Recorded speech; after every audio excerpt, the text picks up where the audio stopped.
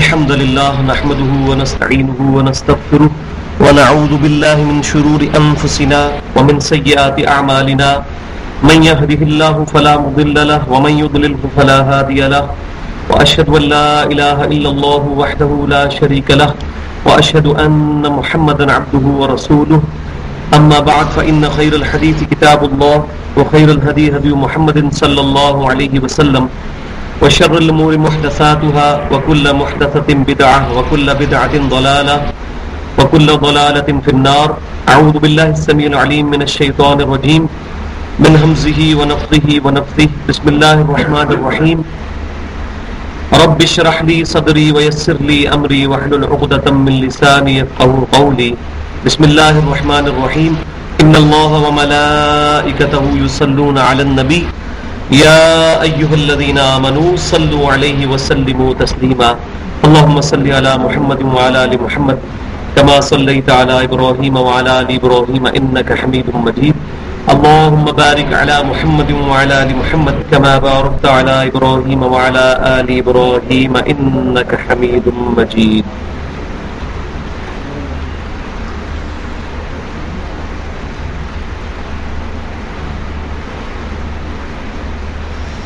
سورۃ البقرہ آیت نمبر 273 سے انشاءاللہ ہم شروع کریں گے.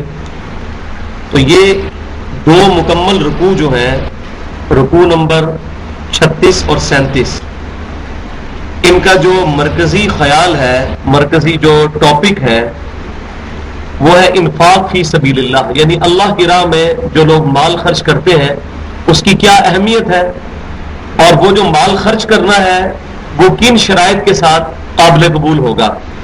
اور اس میں پوری گفتگو میں سب سے زیادہ زور اس بات پر دیا گیا تھا کہ اخلاص ہونا چاہیے، کسی کو دکھانے کے لیے مال نہ خرچ کیا جائے، اور ساتھ ہی یہ بھی یقین کر لیا جائے کہ یہ مال جو میں اللہ کی راہ میں خرچ کر رہا ہوں، یہ میرا مال کم نہیں ہو رہا بلکہ اللہ کے ڈیوائن بینک کے اندر سٹور ہو رہا ہے، جس کا قیامت والے دن مجھے اجر مل رہا ہے.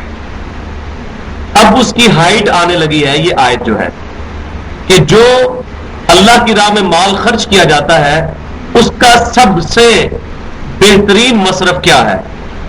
للفقراء الذین احصروا فی سبیل اللہ، ان فقیروں کے لیے، ان غریبوں کے لیے کہ جو روک لیے گئے ہیں اللہ کی راہ میں، لا یستطیعون ضربا فی الارض، جنہیں زمین میں گھوم پھر کر روزی کمانے کی فرصت نہیں ہے. اور روک لیے کس لیے گئے ہیں؟ اللہ کی راہ میں. کہاں پر؟ مسجد کے اندر، مسجد نبی کے اندر. آج بھی وہ اصحاب صفا کا جو چبوترا ہے وہ موجود ہے، جس پر تقریباً 150 کے قریب صحابہ اکرام علیہم رضوان نبی صلی اللہ علیہ وسلم سے فل ٹائم دین کی تعلیمات حاصل کرتے تھے. اور انہی صحابہ کرام علیہم رضوان میں سیدنا ابو ہریرہ رضی اللہ تعالیٰ عنہ بھی شامل تھے، جو سب سے زیادہ احادیث روایت کرنے والے ہیں. اس کی وجہ یہ ہے کہ آپ رضی اللہ تعالیٰ عنہ نبی صلی اللہ علیہ وسلم کی صحبت میں اپنا زیادہ سے زیادہ وقت گزارتے تھے.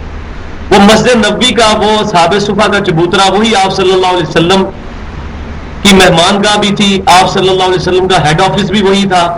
آپ صلی اللہ علیہ وسلم فارن ڈیلیگیشن سے وہیں پر ملاقات کیا کرتے تھے، اور وہیں پر صحابہ کرام علیہم رضوان کی تربیت بھی کیا کرتے تھے. یہ تقریباً 150-55 کے قریب صحابہ کرام علیہم رضوان تھے جنہوں نے اپنا مکمل وقت صرف کر دیا تھا صرف اس چیز کے لیے کہ امام کائنات سید الاولین والآخرین شفیع المذنبین رحمت للعالمین سیدنا و مولانا امام اعظم محمد رسول اللہ صلی اللہ علیہ وسلم سے قرآن اور اس کے احکامات سیکھیں. ظاہر ہے اگر وہ فل ٹائم یہاں پر دیتے ہیں پھر ان کے پاس اتنی فرصت نہیں ہوگی کہ وہ زمین میں گھوم پھر کر رزق حلال تلاش کر سکیں. تو اللہ تعالیٰ فرماتا ہے سب سے زیادہ انفاق فی سبیل اللہ، اللہ کی راہ میں جو پیسہ خرچ کیا جاتا ہے اس کا سب سے بہترین مصرف یہ ہے کہ تم ان لوگوں پر پیسہ خرچ کرو جن لوگوں نے ان صلاتی و نسکی و محیایا و مماتی للہ رب العالمین، جنہوں نے اپنی نماز، اپنی قربانی، اپنا جینا مرنا سب کچھ اللہ کے لیے وقف کر دیا ہوا ہے. اور پھر آگے آئے گا کہ ان کی حالت یہ ہے کہ وہ کسی سے لپٹ کر مانگتے بھی نہیں ہیں، اور گمان کرنے والے یہ گمان کرتے ہیں شاید یہ بڑے نیک امیر لوگ ہیں، بڑے غنی لوگ ہیں، ان کو پیسے کی ضرورت نہیں.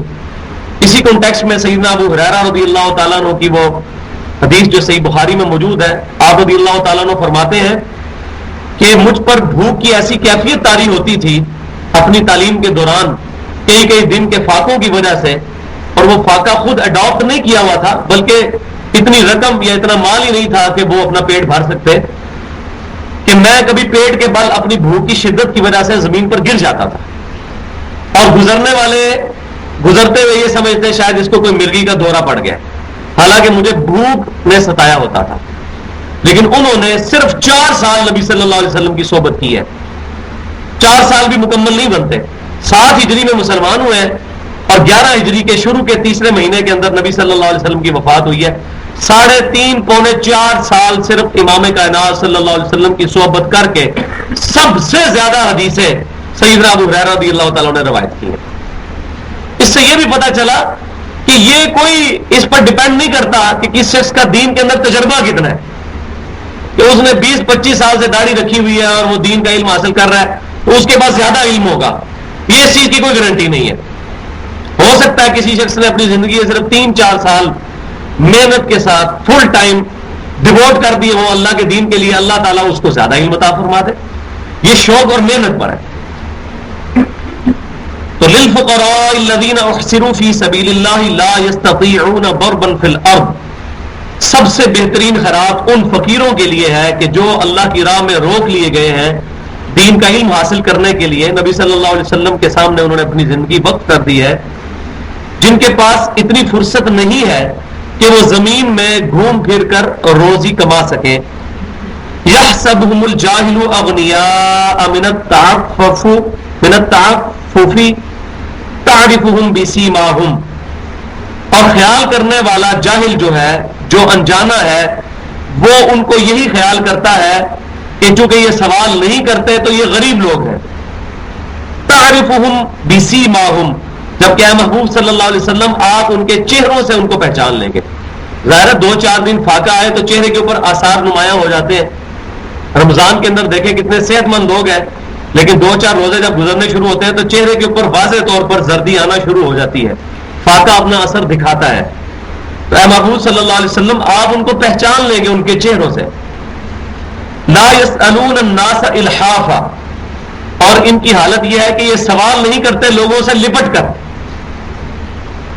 ان کی یہ عادت نہیں ہے کہ لوگوں سے لپٹ کر سوال کریں.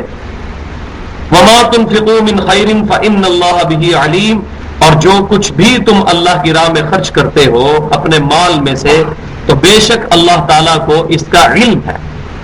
ایسا نہیں ہے کہ تم ایسی سپر نیچرل ایجنسی کے لیے اپنا آپ وقت کر رہے ہو جو شاید ایگزسٹ کرتی ہے یا نہیں کرتی. یہ کبھی خیال ذہن میں نہ آئے. یا اللہ ایگزسٹ کرتا ہے تو اس کے علم میں بھی یہ بات ہے کہ نہیں کہ میں جو اتنا کچھ لٹا رہا ہوں پتہ نہیں اللہ کو بھی پتا ہے کہ نہیں. اور شاید کسی وجہ سے مسجدوں کے اندر جب ٹائلیں لگوائی جاتی ہیں ٹوٹیاں تو وہاں بہت بڑی بڑی نیم پلیٹس بھی لگا دی جاتی ہیں، یہ فلاں کے سال ثواب کے لیے. اس کے لگانے کی ضرورت ہی نہیں ہے. جس اولاد نے اپنے ماں باپ کے لیے کوئی مسجد کے اندر پنکھا یا ٹائلز یا ٹوٹیاں یا کنواں صدقہ کیا وہ تو آٹومیٹکلی اس کو ثواب ملے گا صحیح مسلم کی حدیث کے تحت. بلکہ بخاری اور مسلم کی متفق علیہ حدیث ہے. سیدنا سعد بن عبادہ رضی اللہ تعالیٰ عنہ کہتے ہیں اللہ کے نبی صلی اللہ علیہ وسلم میں سفر میں تھا، میری والدہ پیچھے سے فوت ہو گئی ہیں، اب میں چاہتا ہوں ان کی طرف سے کوئی صدقہ ایسا کروں کہ ان کو مرنے کے بعد نفع پہنچے، تو میں ان کی طرف سے کنواں کھدوا دوں. تو آپ صلی اللہ علیہ وسلم نے فرمایا کہ ہاں کھدوا دو.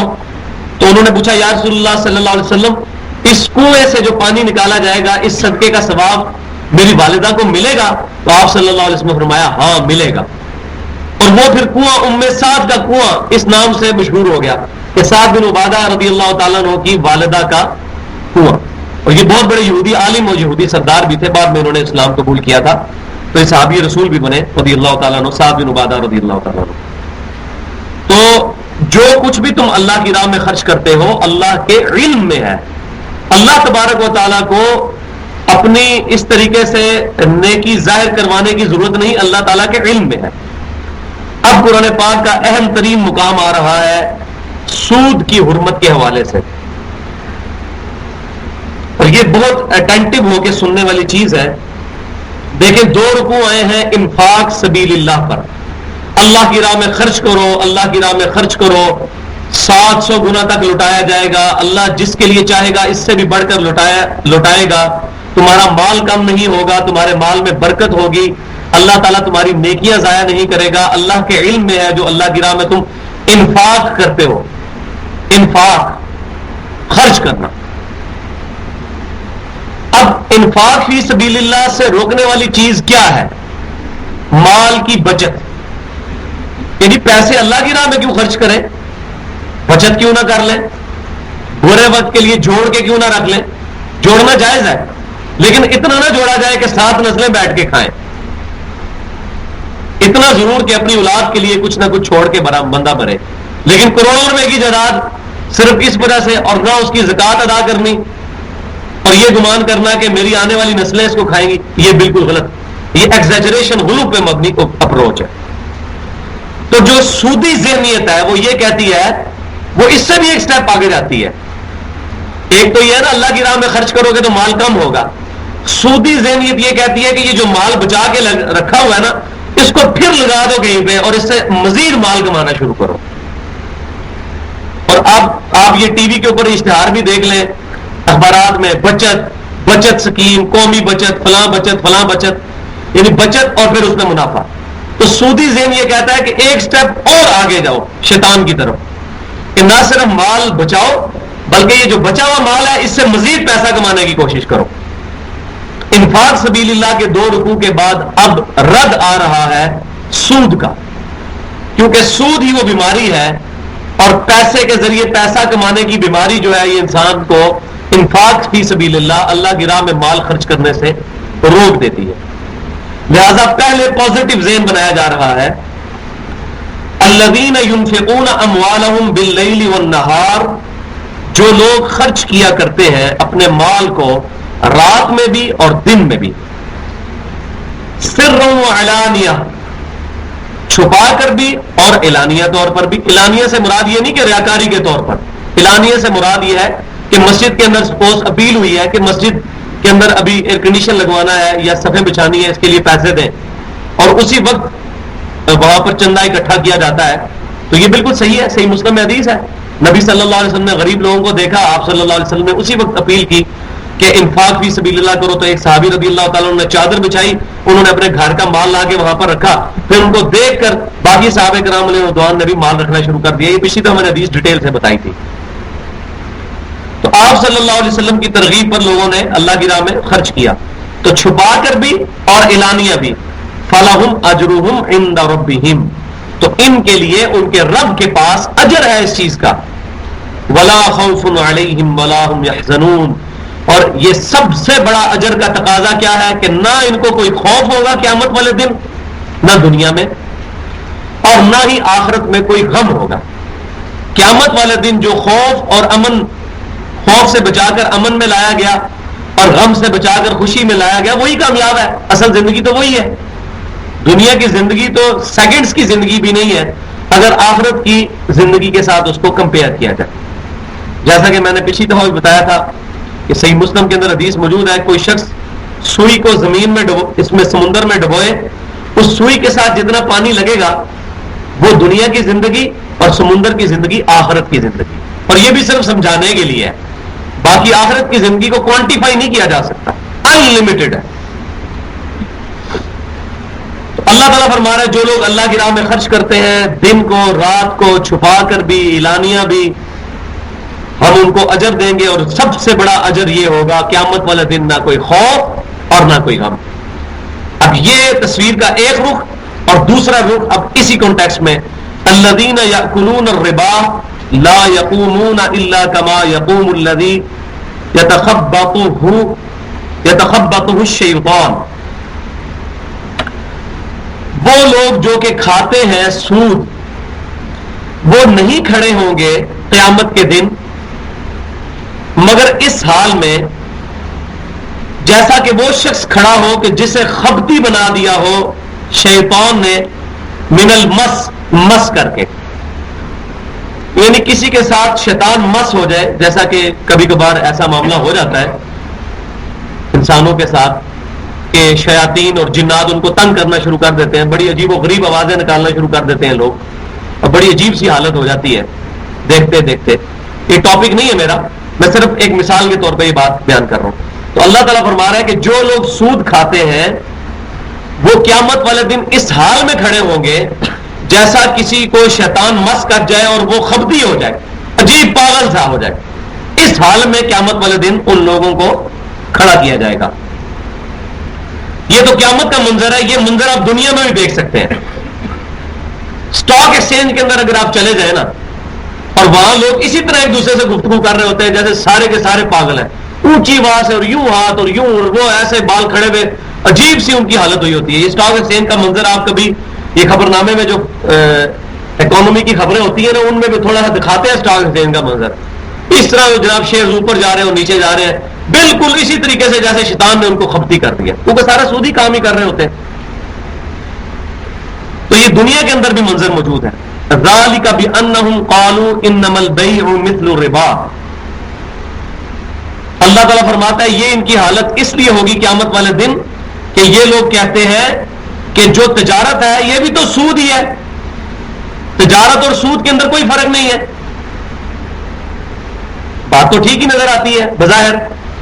مثال کے طور پر اس کو مثال سے سمجھے, میں 100 روپے کا مال خریدتا ہوں, 110 روپے میں بیچتا ہوں, 10 روپے پروفٹ کماتا ہوں, جائز ہے؟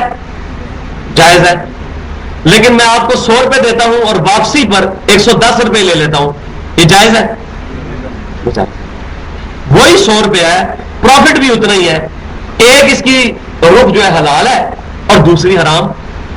دوسری حرام کیوں؟ کیونکہ ہم ٹائم ویلیو آف منی لے رہے ہیں, اور اسلام میں اس کی اجازت نہیں ہے کہ آپ کسی کو پیسے دیں 100 روپے اور اس کو کہ اگر مہینے بعد واپس کرو گے, چونکہ تم نے ایک مہینہ یہ 100 روپے اپنے پاس رکھا لہذا اس 100 روپے کا کرایہ جو ہے 10 روپے میں لوں گا, پیسے کے بدلے پیسہ لوں گا, تو یہ سود ہو جائے گا. یہ ٹائم ویلیو آف منی اس کو کہتے ہیں اکانومی کی ٹرمالوجی میں. تو ٹائم ویلیو آف منی نہیں لیا جائے گا. اسلام کہتا ہے کہ اگر کسی کو 100 روپیہ دیا ہے تو اس کو قرض حسنہ سمجھ کے دے دو, پھر اس سے لے لو بعد میں اتنے ہی پیسے واپس. اگلی ڈیٹیلز بھی اس میں چل کے آئیں گی. اور دوسری مثال سمجھے کہ میرا 15 لاکھ روپے کا مکان ہے, میں اس کو 5,000 روپے مہینہ کرائے پہ دے دیتا ہوں, تو جائز ہے؟ بالکل جائز ہے. مکان 15 لاکھ روپے کا, 5,000 روپیہ مہینہ لینا جائز, اس کے اندر کوئی ناجائز والی بات نہیں ہے. لیکن 15 لاکھ روپے کسی کو میں بائی ہینڈ دوں اور کہوں کہ تم نے مہینے کے مجھے 5,000 روپیہ دینے ہیں ان 15 لاکھ کے اوپر, یہ ناجائز ہو جائے گا. اب دیکھنے میں بالکل ایک جیسی چیز نظر آ رہی ہے, لیکن اس کو ٹیکنیکلی سمجھیں تو اس میں بہت بڑا فرق ہے. فرق یہ ہے کہ جو ہم مال یا مکان وغیرہ کسی کو مال کے عوض کوئی چیز بیچتے ہیں تو چیز یا وہ مکان جو ہے یہ فکسڈ ایسٹ ہے, جبکہ روپے کے بدلے روپیہ جو لیا جاتا ہے لیکوڈ ایسٹ. فکسڈ ایسٹ اور لیکوڈ ایسٹ میں بڑا فرق ہے. میں نے آپ کو 15 لاکھ روپے کا مکان دیا, آپ ایک مہینے تک رہے, آپ نے مجھے 5,000 روپیہ کرایہ دیا, آپ چلے گئے.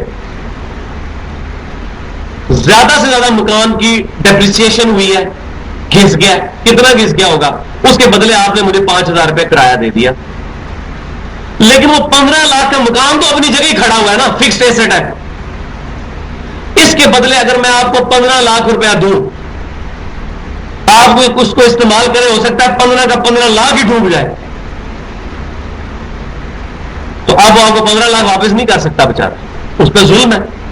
اسے تو اپنی محنت کی, کاروبار میں لگایا, پیسے ڈوب گئے.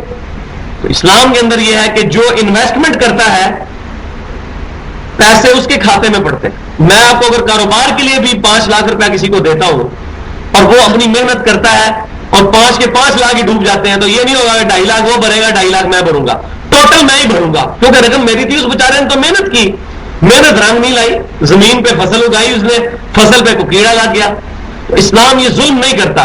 اس بیچارے نے محنت کی, اس کو اس کا معاوضہ بھی دینا پڑے گا مجھے, جو میں نے اس سے طے کیا تھا.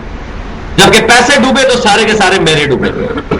تو یہ بہت بڑا فرق ہے سود کے اندر اور کاروبار کے اندر.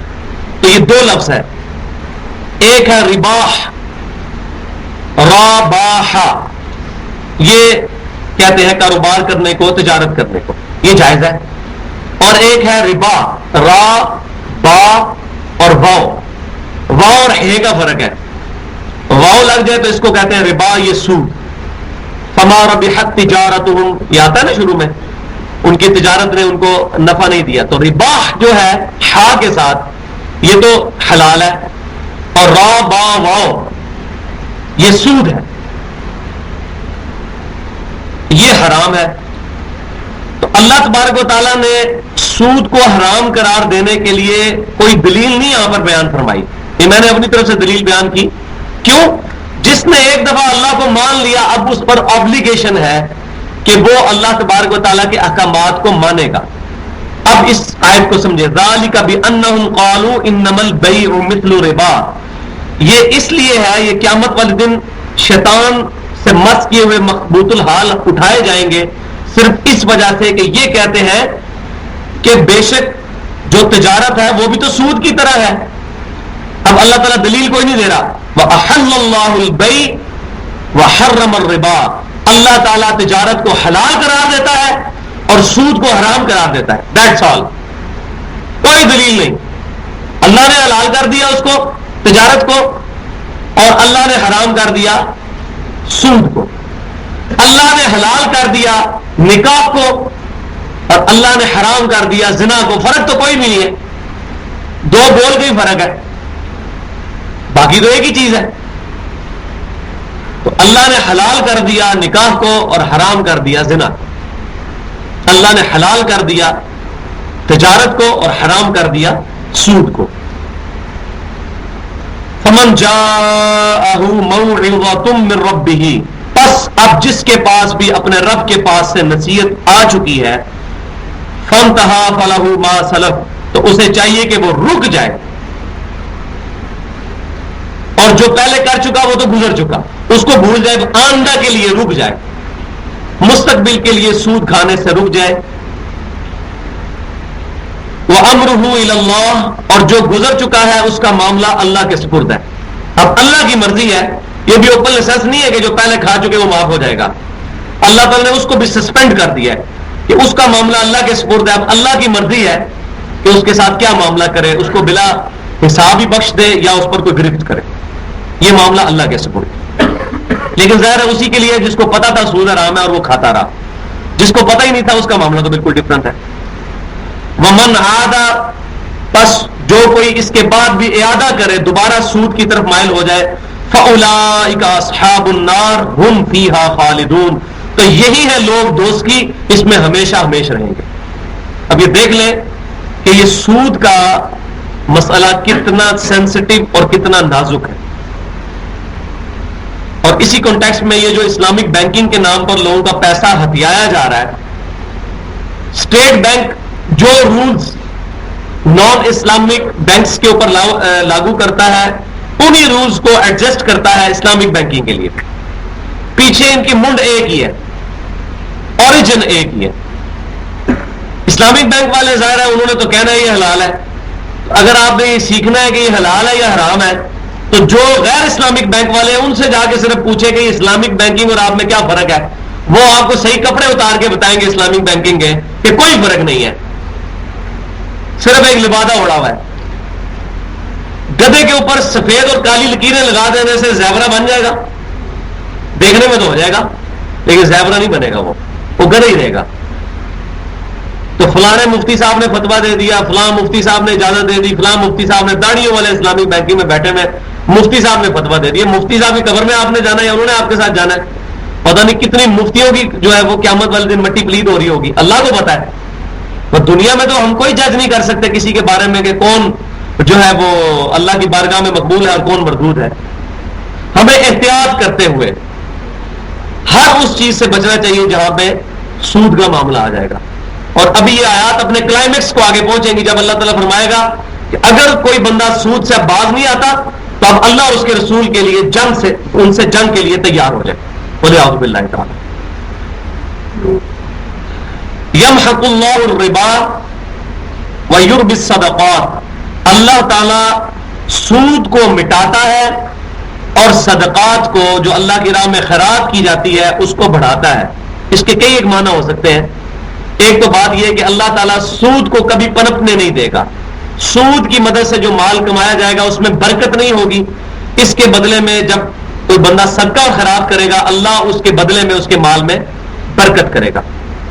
دوسرا، آج کی اکانومی سے ہم نے یہ چیز آبزرو کی ہے کہ 3 بڑی چیزیں آ چکی ہیں سود کی وجہ سے۔ امریکہ کے اندر روزانہ ہی کوئی نہ کوئی بینک کرپٹ ہو جاتا ہے سود کی وجہ سے۔ ان ایمپلائمنٹ بڑھ چکی ہے، بے روزگاری، کیونکہ سودی ذہن یہ کہتا ہے کہ کاروبار نہ کرو، بینک کو دو سود پہ، بینک میں پیسے جمع کراؤ اور منافع کھاؤ سود والا۔ کیا ضرورت ہے کاروبار کرنے کی؟ اب کاروبار نہیں کیا جائے گا تو ملازمتیں کیسے کھلیں گی؟ تو جو سودی ذہنیت ہے یہ ایک بندے تک پیسے کو رہنے دیتی ہے، جبکہ اسلام چاہتا ہے کہ پیسہ جو ہے یہ سرکولیٹ کرے سب کے پاس۔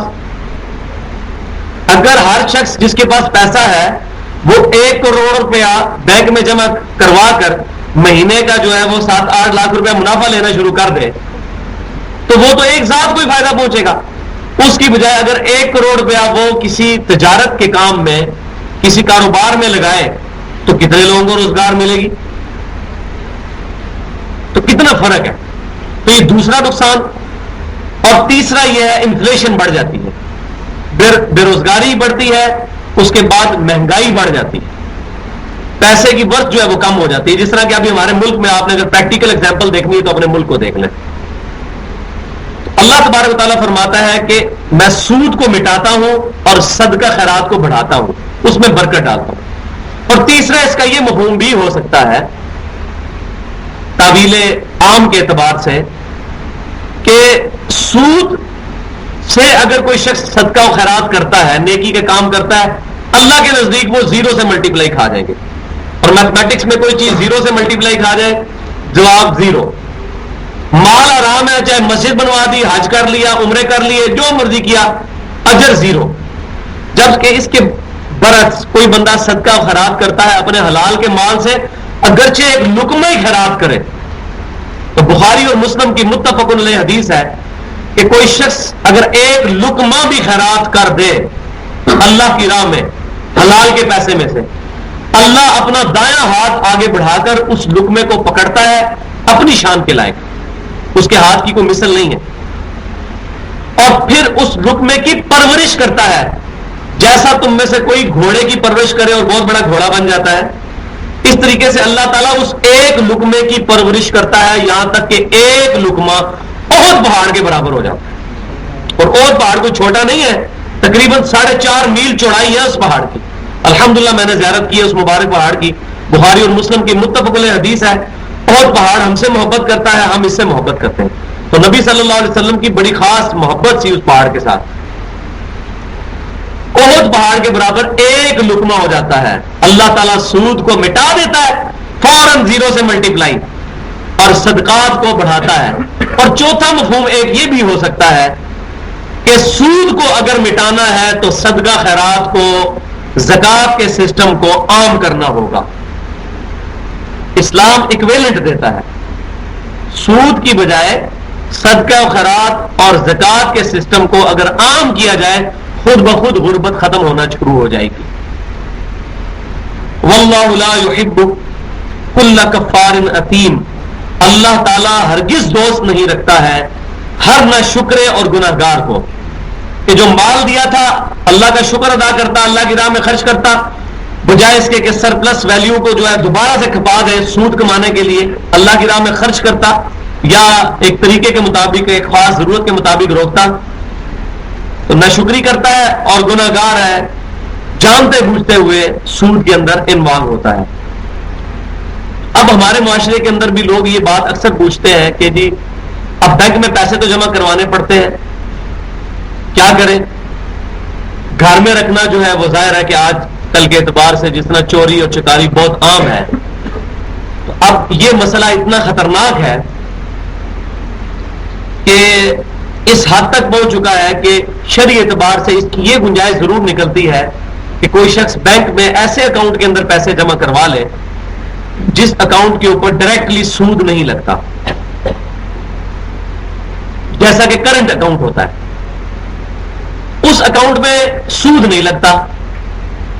اب آپ کے ذہن میں یہ سوال آ رہا ہوگا، مجھے کشف کے ذریعے نہیں پتا چلا، اپنے تجربے کی بنیاد پہ، کشف تو ہے ہی کوئی نہیں ہے، کہ کرنٹ اکاؤنٹ میں بھی جو پیسہ ہے وہ بھی تو بینک استعمال کرتا ہے، تو ہم کسی نہ کسی کھاتے میں بینک کو سپورٹ کرنے والے تو بن گئے، تو بھائی وہ ہماری ڈائریکٹ سپورٹ نہیں، انڈائریکٹ ہے، اور ہم اس پہ مجبور ہیں۔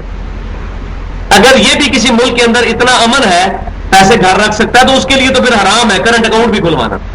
ہم اپنے ملک کی بات کر رہے ہیں جہاں پر امن کی صورتحال اتنی بری ہو چکی ہے، تو اس میں وہ حدیث دل کو ڈھارس بناتی ہے کہ نبی صلی اللہ علیہ وسلم نے فرمایا کہ قرب قیامت میں ایسا وقت بھی آ جائے گا کہ کوئی شخص بھی سود سے محفوظ نہیں رہے گا، یہاں تک کہ جو بندہ ڈائریکٹلی سود میں انوالو نہیں ہوگا تب بھی اس کو سود کا دھواں ضرور پہنچ جائے گا۔ تو دھواں تو سب کو پہنچا ہوا ہے، ایون یہ میں نے کپڑے اس وقت پہنے ہوئے ہیں، یہ جن فیصل آباد یا کراچی کی مشینوں پہ یہ کاٹن بنی ہے وہ بھی سود کے اوپر ہی حاصل کی گئی ہے مشین، تو دھواں تو پہنچ رہا ہے مجھے، اگرچہ میں ڈائریکٹ اکاؤنٹیبل جواب دہ نہیں ہوں اس کا، انڈائریکٹلی تو وہ میرے پہ گرفتی کوئی نہیں ہے کیونکہ میرا اختیار نہیں ہے اس پہ۔ اسی طریقے سے ہماری مسجدوں میں جو پنکھے لگے ہیں، قالین بنے ہیں، یہ سب کے سب انڈائریکٹلی سودی مشینوں کے کاروبار کی وجہ سے ہی آ چیزیں، بلکہ کئی لوگ ایسے ہیں کہ جن کی پیورلی حرام کی کمائی ہے اور وہ مسجد میں چندہ بھی دے جاتے ہیں، مولوی صاحب بھی نہیں پوچھتے بھائی آپ کی کمائی حلال کی ہے حرام کی ہے، اور ٹھیک بھی کرتے ہیں کیونکہ کسی مسلمان کو قریدنا بھی نہیں چاہیے۔ ہاں اگر خود بخود پتہ چل جائے کہ اس کی کمائی حرام ہے پھر اس سے نہیں لینا چاہیے چندہ، اور اگر حرام اور حلال مکس ہو پھر اس نیت سے لے لیا جائے کہ اس کے حلال والے پورشن سے میں لے رہا ہوں تو یہ جائز ہے۔ تو سود کا جہاں تک معاملہ ہے اس سے بچنے میں عافیت ہے، کرنٹ اکاؤنٹ اگر کوئی اس سے بھی بچ سکتا ہے تو بچ جائے، البتہ اس پر کوئی شرعی گرفت نہیں ہوگی، وجہ یہ ہے کہ یہ مجبوری ہے۔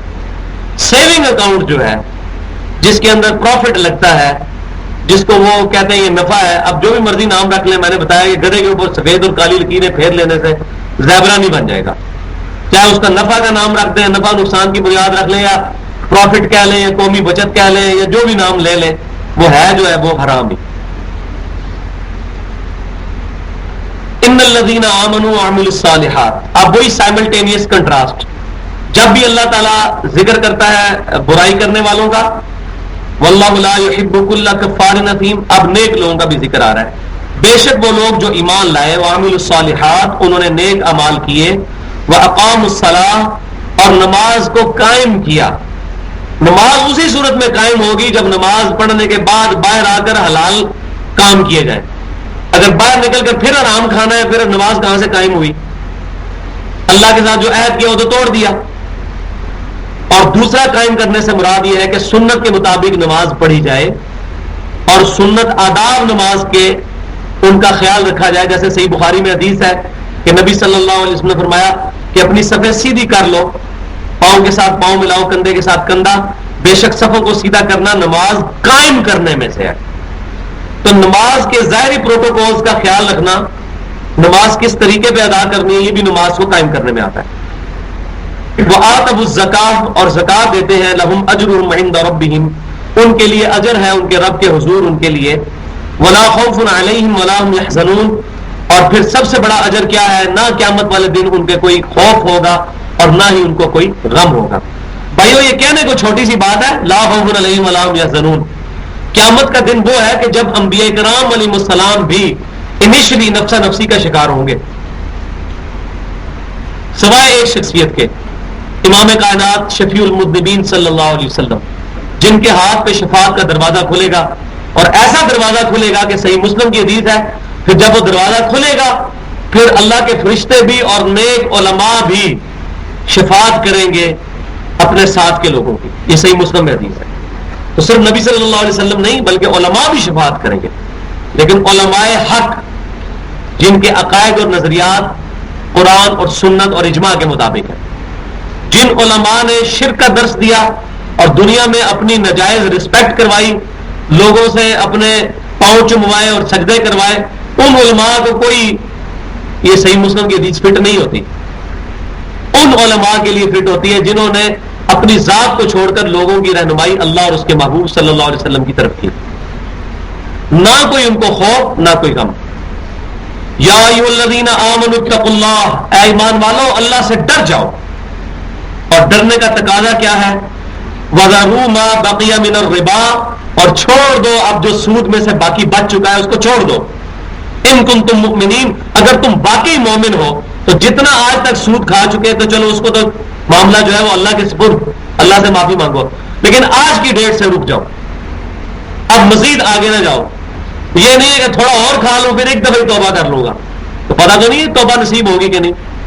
کتنے لوگ ہیں پتہ نہیں، ہم میں سے کوئی گھر تک پہنچ سکتا ہے کہ نہیں، کوئی پتہ نہیں ہے. آج کل تو ایسی سی بیماریاں آ گئی ہیں کہ لائف اتنی انسرٹن ہو چکی ہے کہ کوئی پریڈکٹ ہی نہیں کر سکتا.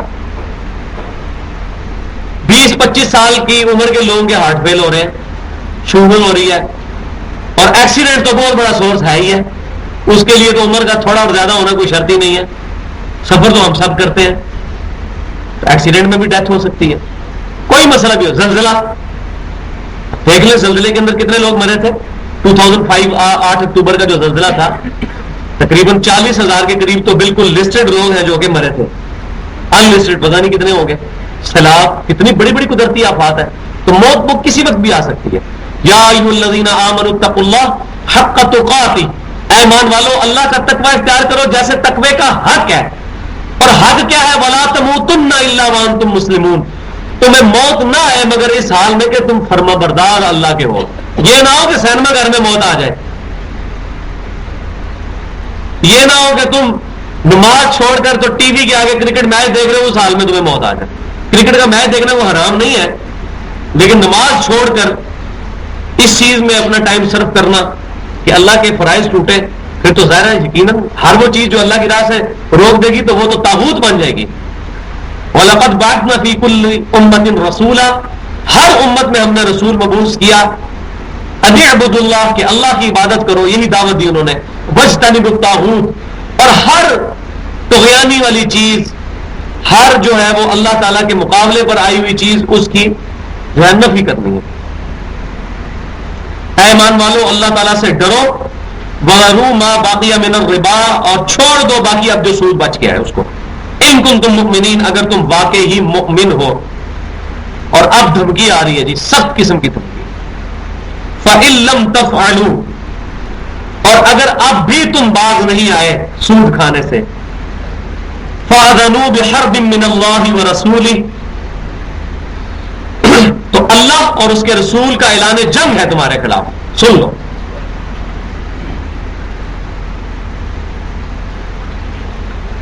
مجھے یہ بتائیے، جب بھی کوئی شخص اپنے دشمن کے خلاف جنگ کرتا ہے تو اس کی کوشش یہ ہوتی ہے کہ اس کی سب سے قیمتی چیز برباد کر دی جائے. ہوتا ہے یا نہیں؟ ہمارے پاس سب سے قیمتی چیز کیا ہے؟ ایمان.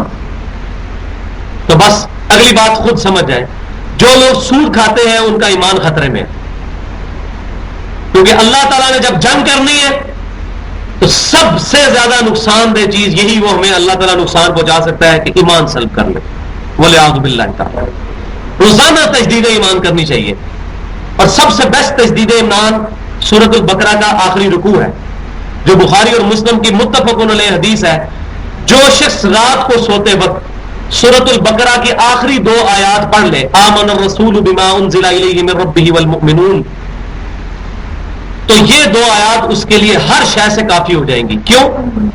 اس میں سے جو پہلی آیت ہے اس میں ایمان کو تجدید کروایا گیا ہے. اللہ پر ایمان، فرشتوں پر ایمان، کتابوں پر ایمان، رسولوں پر ایمان، وَإِلَيْكَ الْمَصِيرُ، اور آخرت پر ایمان. اور دوسری آیت جو ہے اس کی آخری والی آیت، اس کے اندر اللہ تبارک و تعالیٰ سے پھر دعا مانگی گئی ہے، اللہ میرے گناہ معاف کر دے اور مجھ سے کوئی غلطی ہوئی اس پر میری گرفت نہ فرمانا اور مجھ پر ایسا بوجھ نہ ڈالنا جو میں اٹھا نہیں سکتا. تو یہ میں نے الحمدللہ کہیں پڑھی نہیں بات، میں آج اس پہ تفکر کر رہا تھا کہ یہ رات کو کیوں آپ سے فرمایا کہ 2 آیات جو ہے وہ پڑھ کے سوئی. کسی تفسیر میں نہیں میں نے پڑھی، انشاءاللہ نہ کسی تفسیر میں آپ کو یہ بات ملے گی. اللہ تبارک و تعالیٰ قرآن پہ جو لوگ محنت کرتے ہیں والذین جاہدوا فینا لنہدینہم سبلنا، جو لوگ ہماری راہ میں کوشش کریں گے ہم اپنی راہیں ان پر کھولیں گے. تو آج میں نے اس پہ تفکر کیا کہ آخری 2 آیات آپ فرماتے ہیں رات کو ضرور پڑھ کے سو، ہر چیز سے کفایت کریں گی. تو میں نے جب اس کے ترجمے پہ غور کیا تو یہ 2 حصوں کا مجموعہ تھا، ایک تجدید ایمان اور دوسرا اللہ سے دعا. تو باقی ہمارے جو بزرگ ہمیں یہ بتایا کرتے تھے رات کو سونے سے پہلے کلمہ پڑھو اور ایمان تجدید کر کے سو، پتہ نہیں صبح اٹھتے ہیں کہ نہیں. تو وہ بات جو ہے ان کے پاس دلیل تھی یا نہیں تھی، لیکن یہ دلیل الحمدللہ ہمیں ڈائریکٹلی صحیح بخاری اور مسلم سے مل گئی، سورۃ البقرہ کی آخری 2 آیات، اور یہ زبانی بھی یاد ہونی چاہیے.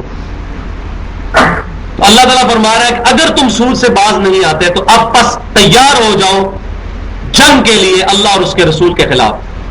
اللہ اور اس کا رسول تمہارے خلاف اعلان جنگ کرتے ہیں. میرے علم کے مطابق صرف 2 گناہ ہیں جن کے اوپر اعلان جنگ ہے. حالانکہ اکثر کے آج تک میں نے زندگی میں جتنے علماء کو سنا وہ یہی کہتے ہیں کہ سود ہی ایک گناہ ہے جس کے بارے میں یہ آیا کہ اللہ اور اس کے رسول کے خلاف جنگ ہے. لیکن ایک گناہ اور بھی ہے، وہ صحیح بخاری کتاب الرقاق میں حدیث موجود ہے، جس نے میرے کسی ولی کے ساتھ دشمنی کی میرا اس کے خلاف اعلان جنگ. جو بھی اللہ کے ولی کے ساتھ دشمنی کرے گا اللہ کا اس کے خلاف اعلان جنگ. چاہے وہ یزید کی دشمنی ہو سیدنا حسین کے ساتھ. سیدنا حسین اللہ کے ولی ہیں. جامع ترمذی کی صحیح حدیث ہے حسن اور حسین جنتی نوجوانوں کے سردار ہیں. صحیح مسلم میں 4 حدیثیں موجود ہیں. میں اپنے اہل بیت کے معاملے میں اپنی وفات کے بعد تمہیں اللہ سے ڈراتا ہوں. ایک اور صحیح مسلم کے اندر حدیث موجود ہے، نبی صلی اللہ علیہ وسلم نے سیدنا علی، حسن، حسین اور سیدہ فاطمہ کو اپنی چادر کے نیچے لیا اور پھر اللہ کی بارگاہ میں عرض کیا اللہ یہ میرے اہل بیت ہے. تو اللہ کے نیک بندوں کے ساتھ، اللہ کے اولیاء کے ساتھ دشمنی، اس کے خلاف بھی اللہ کا اعلان جنگ ہے.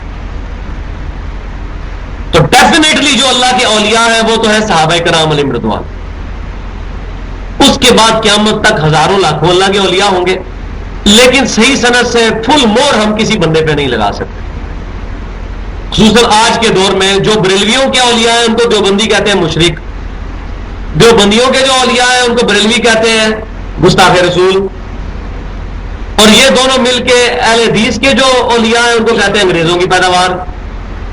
تو اب تو اولیاء والا معاملہ بڑا ایمبیگوس ہو چکا ہے، مبہم ہو چکا ہے.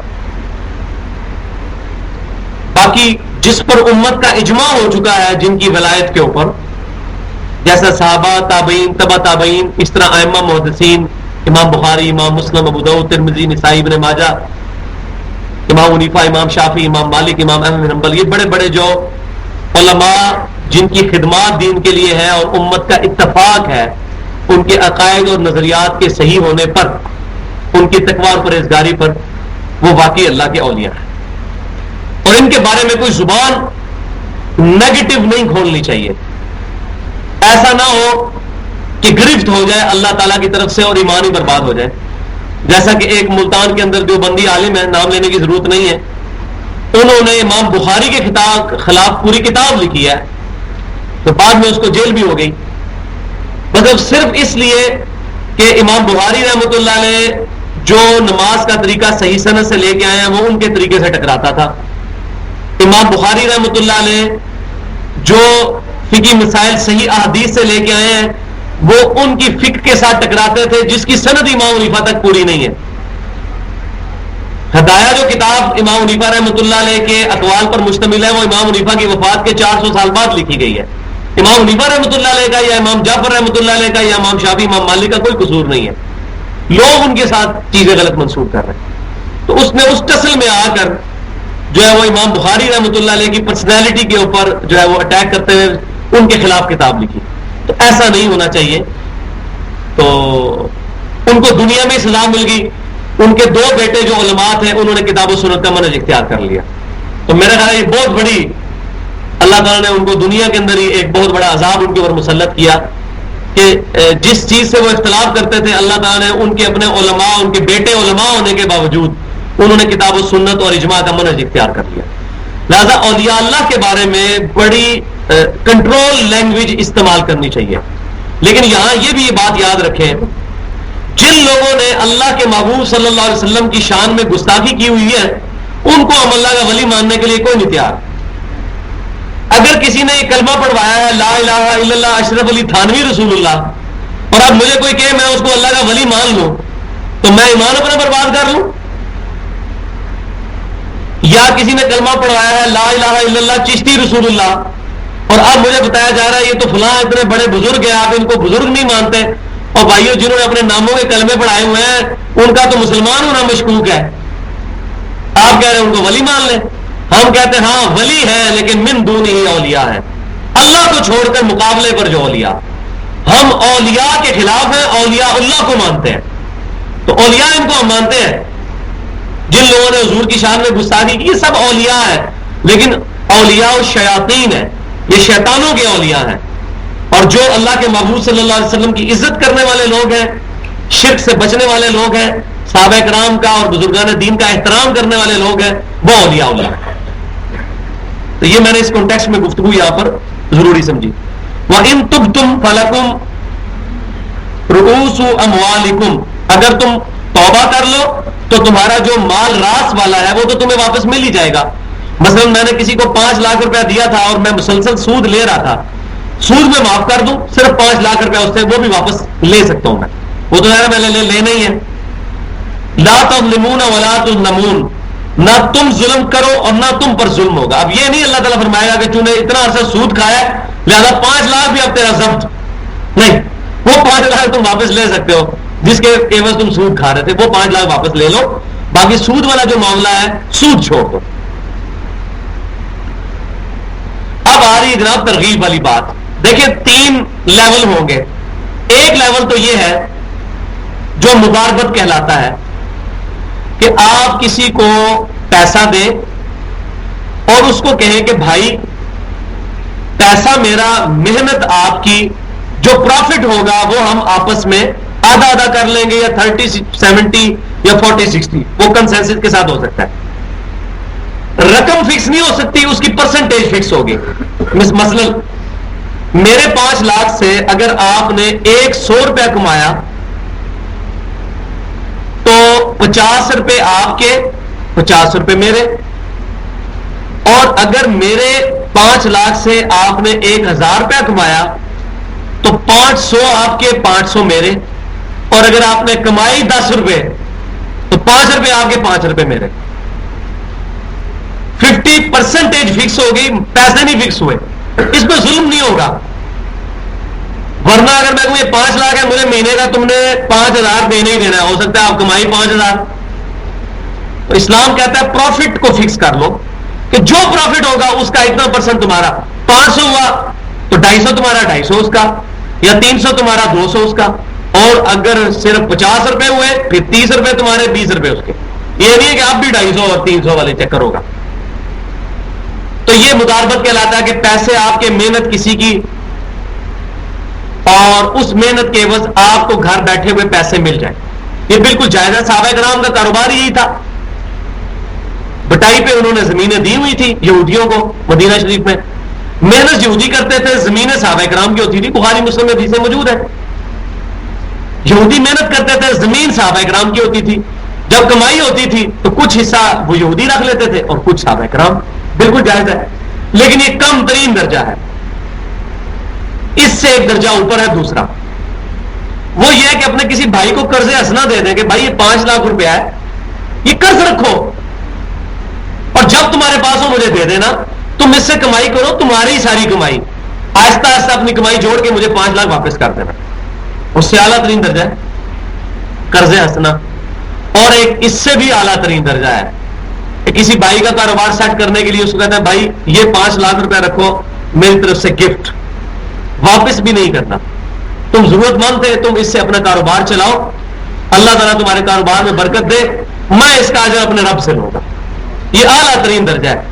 اور یہ درجات اللہ تبارک و تعالیٰ یہاں پر ذکر فرمانے لگا ہے. لیکن پہلے درجے کا ذکر بھی کوئی نہیں کیا، حالانکہ وہ بھی جائز ہے. اللہ تعالیٰ جو ہے وہ انسان سے چاہتا ہے کہ سپرلیٹو ڈگری حاصل کی جائے. ان صلاتی و نسکی و محیای و مماتی للہ رب العالمین. اور اسلام کا سمم بونم حاصل کر لیا جائے اس کانٹیکسٹ میں، ہائیسٹ گڈ یہی ہو سکتا ہے. کوئی شخص کسی کو کہے بھائی یہ پیسے ہی رکھ لو، تم اپنا کاروبار سیٹ کرو، واپس کرنے کی ضرورت ہی نہیں. اس کو ایمینوئل کانٹ کی فلاسفی میں کہتے ہیں سمم بونم، ہائیسٹ گڈ. جیسا کہ میں نے بتایا تھا اعمال میں ہائیسٹ گڈ ہے قتال، اللہ کی راہ میں اپنی جان قربان کرنے کے لیے تیار ہو جانا. وَإِن كَانَ ذُو عُسْرَةٍ فَنَظِرَةٌ إِلَىٰ مَيْسَرَةٍ، اگر مقروض تنگ دست ہو تو اسے کچھ وقت کے لیے مہلت دے دو کہ بھائی ابھی پیسے نہیں واپس کر سکتے، بعد میں دے دینا جب ہوگے. وَأَن تَصَدَّقُوا خَيْرٌ لَكُمْ، اگر تم صدقہ ہی کر دو کہ بھائی یہ رکھ لو، واپس کرنے کی کوئی ضرورت نہیں ہے، تو تمہارے لیے اس سے بھی بہتر ہے. ان کنتم تعلمون، اگر تم جانتے ہو. اب جانے گا تو بھائی وہ جس کو پتا ہے کہ اللہ نے اس کا کتنا اجر دینا ہے مجھے، جس کو یہ پتا ہے کہ ایک لقمہ صدقہ کروں گا اور پہاڑ کے برابر ثواب ملے گا. اور اب آپ یہ بھی نہ سمجھیے گا، مجھے اس دن ایک بھائی سوال کرنے لگے، بڑی مزے کی بات مجھے یاد آئی. وہ کہنے لگے کہ یہ بتائیے کہ بعض اوقات لوگ پوری زندگی برے اعمال کرتے رہتے ہیں، مرنے سے 1 سال پہلے توبہ کر لیتے ہیں اور بڑے پریکٹسنگ مسلمان بن جاتے ہیں، جنت میں تو وہ بھی چلے جائیں گے. اور اس کے مقابلے میں کچھ لوگ ایسے ہیں جو پوری زندگی حلال اور حرام کی تمیز کرتے ہوئے زندگی گزارتے ہیں، جنت میں وہ بھی پہنچیں گے. تو یہ دونوں برابر ہو گئے پھر تو. میں نے کہا آپ کو کس بیوقوف نے کہا یہ برابر ہے؟ یہ جنت میں تو پہنچ گئے، جنت میں پہنچنا برابری کی دلیل تو نہیں ہے. F11 میں پلاٹ ہو بندے کے پاس اور نالا لئی کے اوپر ہو، برابر تو نہیں ہو سکتا، بہت فرق ہے. یہ دنیا کے سمجھانے کے لیے مثال دے رہا ہوں. اللہ تعالیٰ سورۃ الحدید میں فرماتا ہے جن لوگوں نے فتح مکہ سے پہلے ایمان قبول کیا اور جنہوں نے فتح مکہ کے بعد ایمان قبول کیا وہ کبھی بھی برابر نہیں ہو سکتے، کیونکہ انہوں نے مشکل وقت میں. اب سیدنا علی اور ابو سفیان کا ایمان برابر تو نہیں ہو سکتا، سیدنا ابوبکر صدیق رضی اللہ تعالیٰ اور ابو سفیان کا ایمان برابر تو نہیں ہو سکتا رضی اللہ عنہم اجمعین. انہوں نے اس وقت پر ایمان قبول کیا جب ایمان کا مطلب ہی پھینٹی تھا اور جان بھی جا سکتی تھی. اب حضرت بلال حبشی رضی اللہ تعالیٰ عنہ اور ابو سفیان کا ایمان تو برابر نہیں ہو سکتا. ابو سفیان رضی اللہ تعالیٰ عنہ نے تو اس وقت ایمان قبول کیا ہے کہ جب ایمان قبول کرنے میں عافیت تھی، نہ قبول کرنے والے کی پھینٹی تھی. بالکل الٹ بات ہے. سورہ توبہ میں کہا تھا نا اللہ تعالیٰ نے کہ 4 مہینے کا ٹائم ہے مشرکین کے لیے، یا تو عرب کی سرزمین چھوڑ دیں، ادروائز جہاں پائے جائیں گے قتل کیے جائیں گے. ابو سفیان نے اسلام قبول کر لیا رضی اللہ تعالیٰ عنہ، چاہے کسی وجہ سے کیا، صحابی تو ہیں وہ، ہم تو ان کے قدموں کی خاک بھی نہیں ہو سکتے، میں ان کو آپس میں کمپیئر کروا رہا ہوں. تو اللہ تعالیٰ فرما رہا ہے فتح مکہ سے پہلے ایمان والے اور بعد والے برابر نہیں ہو سکتے. بھائیو جس نے سچی داڑھی رکھی ہے اور اس نے تکبیر اللہ کا اہتمام کیا، نمازوں کا اہتمام کیا، اپنی آنکھوں کی حفاظت کیا، حرام سے بچا ہے، وہ بندہ اور جو مرنے سے 5 مہینے پہلے توبہ کر کے چاہے جتنا مرضی پرہیزگار بن جائے، دونوں جنت میں پہنچ بھی جائیں، برابر کہاں سے ہو سکتے ہیں؟ کبھی نہیں ہو سکتے برابر. اور اس کو پنجابی میں ایک محاورے سے کہا جاتا ہے کہ دھاگا ٹوٹ جائے نا تو جوڑے نا تو جڑ تو جاتا ہے لیکن گنڈ لگ جاتی ہے. تو اس بندے کو گنڈ تو لگی ہوئی ہے نا، بے شک جڑ گیا اس کا اللہ کے ساتھ رشتہ، گنڈ تو موجود ہے. چاہے اس کے پچھلے گناہ معاف ہو جائے، نیکیوں سے بدل بھی دیے جائیں. اس کا ثبوت سنن ابن ماجہ کی حدیث بھی ہے کہ 2 صحابی تھے، وہ فوت ہوئے وقفے سے. ایک صحابی نے ان کو خواب میں دیکھا، وہ کہنے لگے کہ میں نے ان دونوں میں سے یہ گمان کیا جس صحابی کے بارے میں میرا گمان تھا کہ یہ پہلے جنت میں جائیں گے، وہ پہلے جنت میں نہیں گئے اور دوسرے جنت میں پہلے چلے گئے. وہ جن کے بارے میں گمان کر رہا تھا کہ وہ جنت میں جائیں گے، وہ اللہ کی راہ میں شہید ہوئے تھے، جبکہ دوسرے شہید بھی نہیں ہوئے تھے، وہ ان سے 1 سال بعد فوت ہوئے. تو میں نے نبی صلی اللہ علیہ وسلم سے اپنا خواب ذکر کیا تو آپ صلی اللہ علیہ وسلم فرمایا کیا اس صحابی نے 1 سال کی نمازیں زیادہ نہیں پڑھی؟ 1 سال رمضان کے مہینہ زیادہ نہیں پایا؟ تو انہوں نے کہا یا رسول اللہ پایا. تو فرمایا کہ وہ تو پھر بڑھ گیا نا. تو اس سے کیا پتا چلا کہ برابری نہیں ہو سکتی. لیکن یہاں یہ ایک بات یہ بھی یاد رکھیں کہ ہو سکتا ہے کہ کسی بندے کی دونوں کی ایک جیسی نیکیاں ہوں لیکن ان کے اجر کا بھی آپس میں زمین و آسمان کا فرق ہو، اخلاص کی وجہ سے اور مشکل سرکمسٹانسز کی وجہ سے. ہر بندے کی شاکلہ ڈیفرنٹ ہے، جو سورہ بنی اسرائیل میں چل کے آئے گا. ہر شخص کو اس کی شاکلہ کے مطابق پرکھا جائے گا. ہر بندے کی شاکلہ ڈفرنٹ ہے. ایک بندہ جو پورا دن کھدائی کر کے مزدوری کرتا ہے اس سے اللہ تعالیٰ اس بات پہ ہی راضی ہے کہ 5 وقت نماز پڑھ لے. اور ایک بندہ اے سی والے کمرے میں بیٹھ کے اپنی لائف انجوائے کر رہا ہے, پھر اس سے صرف فرض نماز کی تو ڈیمانڈ نہیں ہوگی, اس کو نوافل اور اذکار میں بھی ہمیشگی اختیار کرنی ہوگی. ایک بندہ بیچارہ اس کے اندر حالات کی کیپیبلٹی کی وجہ سے 10% تک نیکی کمانے کی تھی, کوشش کر سکتا تھا وہ زیادہ سے زیادہ, اس نے 10 میں سے 9% کر لی, وہ کامیاب ہو گیا. اور ایک بندے کی کیپیبلٹی تھی 80% کرنے کی, اس نے 40% کیا, اس نے 9%, اس نے 40%, وہ ناکام ہو جائے گا کیونکہ اس نے اپنی شاکلہ کے مطابق اتنا عمل نہیں کیا. تو نیکیاں گنی نہیں جائیں گی, تولی جائیں گی. ہو سکتا ہے کہ آپ کی ایک نماز اور میری ایک نماز دونوں دیکھنے میں فجر کی ایک نماز ہے, اور آپ کی نماز کا اجر مجھ سے 700 گنا بڑا ہو, ہے ممکن ہے؟ تو نیکیاں گنی نہیں جائیں گی, نیکیاں تولی جائیں گی. یہی وجہ ہے کہ صحابہ کرام علیہ رضوان سے زیادہ نیکیاں ہیں تابعین کے پاس اگر گنتی کی جائے. کتنے تابعین ہیں جن سے یہ بات ثابت ہے 40 سال ان سے تکبیر اولیٰ قضا نہیں ہوئی, لیکن کسی صحابی کے بارے میں ہم یہ بات بتا بھی نہیں سکتے. لیکن صحابہ کرام کی نیکیاں وزن کے اعتبار سے زیادہ ہیں, انہوں نے ٹف ٹائم دیکھا. اور سب سے بڑی فضیلت یہ ہے کہ امام کائنات صلی اللہ علیہ وسلم کے مبارک چہرے کی زیارت کرنے کی وجہ سے ان کو صحابی کا مرتبہ حاصل ہوا. تو اللہ تعالیٰ فرما رہا ہے وَأَن تَصَدَّقُوا, اگر تم صدقہ ہی کر دو, خیر لکم, تمہارے لیے بہتر ہے, ان کنتم تعلمون, اگر تمہارے علم میں ہو یہ بات, تمہیں سمجھ آ جائے یہ بات. سمجھ کس کو آئے گی؟ جس کو دنیا اور آخرت کی زندگی کا فرق پتا ہوگا. اب یہ وہ آیت آ رہی ہے جس کے بارے میں اکثر علماء کا خیال ہے یہ قرآن کی سب سے آخری آیت ہے جو نازل ہوئی ہے, سب سے آخر میں جو آیت نازل ہوئی ہے. آپ کے ذہن میں آ رہا ہوگا الیوم اکملت لکم دینکم واتممت علیکم نعمتی, وہ والی آیت سورۃ المائدہ میں حجۃ الوداع کے موقع پر نازل ہوئی. اس کے بعد بھی قرآن نازل ہوا ہے نبی صلی اللہ علیہ وسلم پر, وہ دین کے مکمل کرنے کے اعتبار سے ہے. لیکن یہ قرآن پاک کے نزول کے اعتبار سے قرآن کی آخری آیت یہ والی ہے, اور کیا کمال آیت ہے.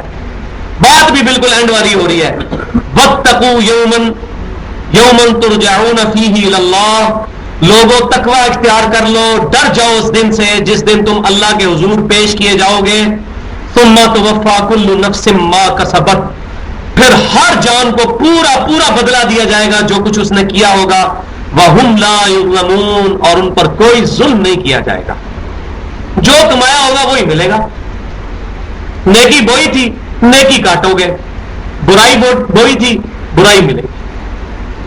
اللہ تعالیٰ سے دعا ہے کہ اللہ تبارک و تعالیٰ ہمیں اپنی رحمت خاصہ سے قیامت والے دن امن نصیب فرمائے, اپنے محبوب صلی اللہ علیہ وسلم کی شفاعت نصیب فرمائے, اپنے محبوب صلی اللہ علیہ وسلم کے مبارک ہاتھوں سے حوض کوثر نصیب فرمائے, اپنے محبوب صلی اللہ علیہ وسلم کے مبارک جھنڈے کے نیچے جگہ عطا فرمائے, اپنے محبوب صلی اللہ علیہ وسلم کا جنت میں پڑوس نصیب فرمائے.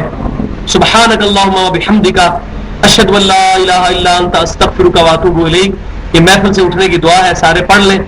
وما علینا الا البلاغ المبین.